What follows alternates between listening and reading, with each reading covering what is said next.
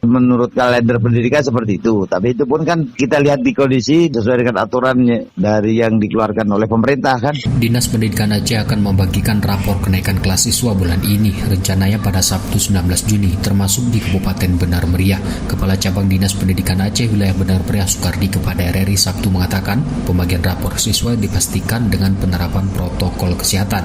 Setiap siswa yang mengambil rapor diwajibkan pakai masker.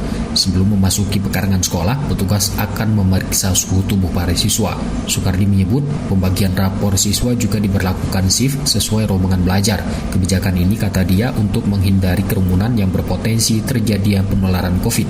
Sukardi merincikan sekolah di bawah pengawasan pemerintah Provinsi Aceh meliputi SMA, SMK, dan LB. Itu nanti teknis pembagian rapotnya, itu nanti kan yang mengambil kan siswa, kemudian dia misalkan kelas 10A jam 8. Itu pun tetap protokol kesehatan. Kemudian jam 8:30 kelas B.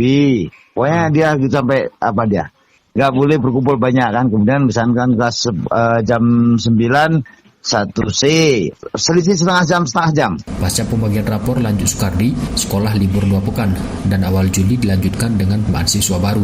Terkait skema pembelajaran tahun ajaran baru, kata Sukardi, disesuaikan dengan kondisi kekinian perkembangan COVID. Tidak menutup kemungkinan sekolah dalam jaringan akan berlanjut. Dikutip RRI dari situs resmi Dinas Kesehatan Aceh pada Sabtu, jumlah kasus terkonfirmasi positif di Aceh 17.217 orang, 3.619 dirawat, 12.921 sembuh, dan 677 orang meninggal dunia.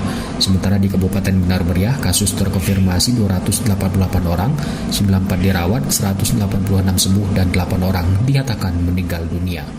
Muhammad Sanusi, RRI.